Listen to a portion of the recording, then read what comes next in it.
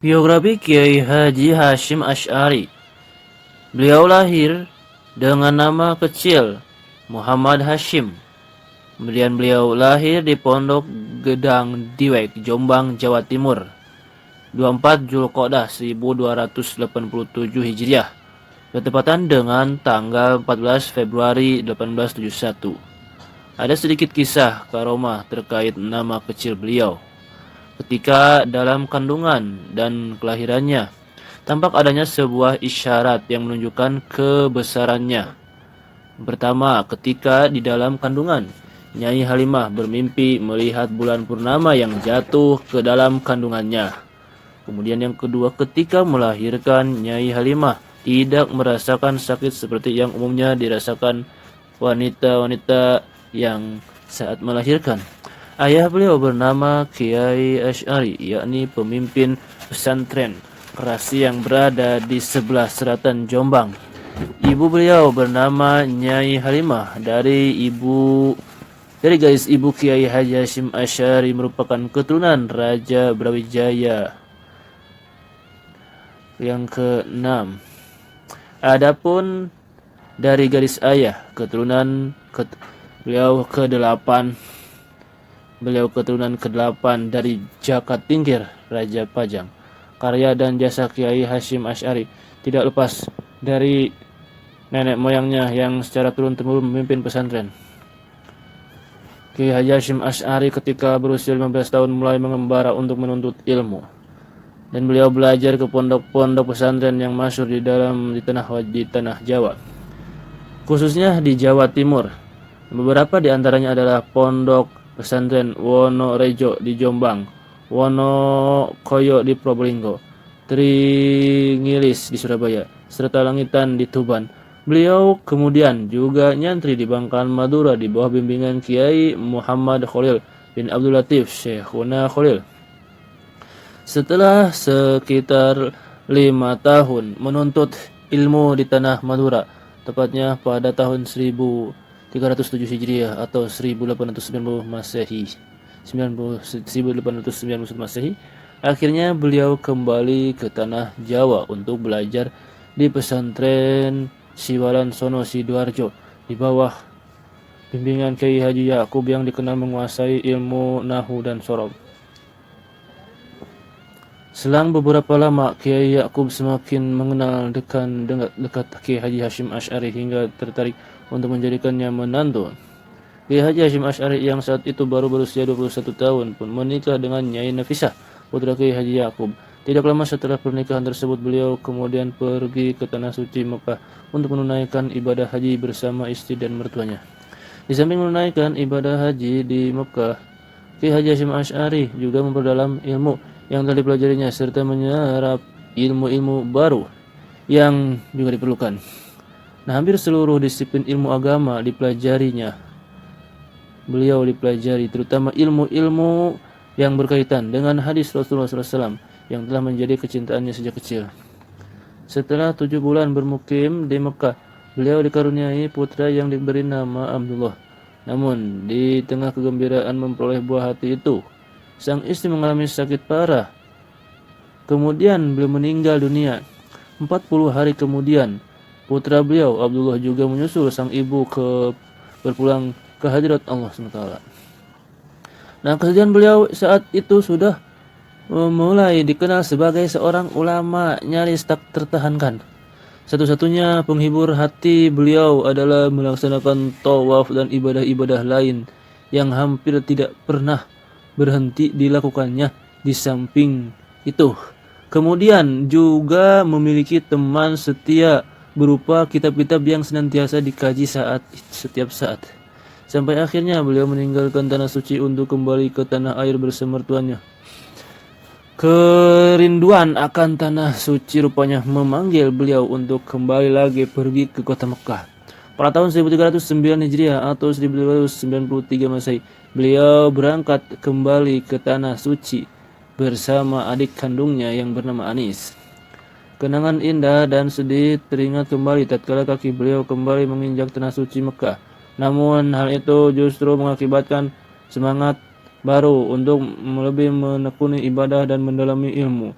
Tempat-tempat bersejarah dan mustajab pun tak luput dikunjungi oleh beliau untuk berdoa meraih cita-cita, seperti pada Arafah, Gua Hiro, Makom Ibrahim, dan tempat-tempat lainnya.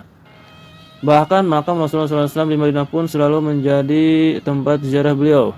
Ulama-ulama besar yang tersohor pada saat itu didatanginya untuk belajar sekaligus mengambil berkah, di antara Syekh Shu'aib bin Abdurrahman, Said Abbas Al-Maliki Al-Hasani, ilmu hadis, Syekh An-Nawawi Al-Bantani, serta Syekh Khatib Minangkabau, segala bidang keilmuan. Adapun dari Syekh Muhammad Mahfud At-Tarmasi, ulama asal Pacitan yang tinggal di Mekah, telah mempelajari ilmu bahasa dan syariat. Ki Haji Hasyim Asy'ari, beliau mendapat ijazah sanad dalam kitab Sahih Bukhari. Upaya yang melelahkan ini tak sia-sia. Setelah sekian tahun berada di Mekah, Ki Haji Hasyim Asy'ari pulang ke tanah air dengan membawa ilmu agama yang nyaris lengkap.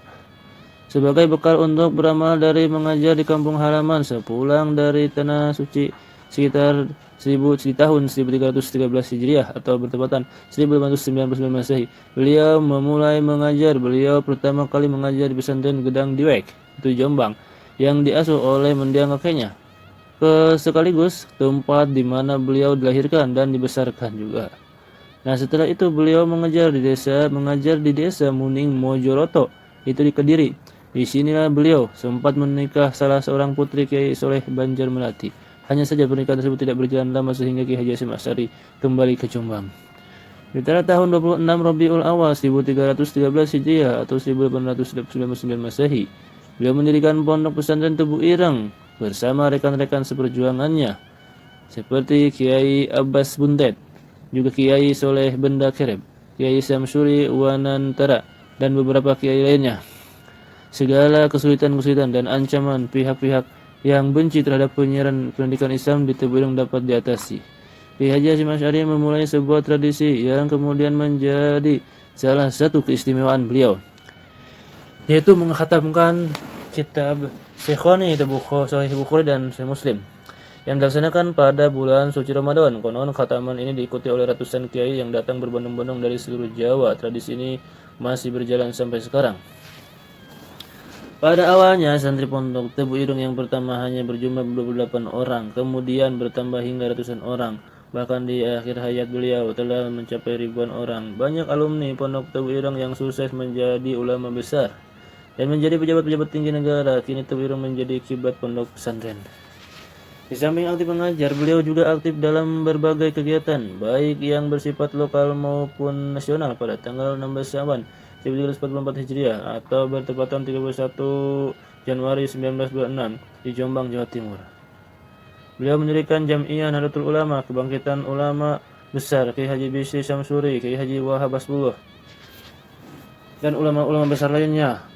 Asas dan tujuan organisasi tersebut adalah memegang dengan teguh salah satu dari empat madhab empat, yaitu Imam Muhammad bin Idris Asy-Syafi'i, Imam Malik bin Anas, Imam Abu Hanifah, dan Nu'aim, dan Ahmad bin Hambal, dan juga mengerjakan apa saja yang menjadikan kemaslahatan agama Islam.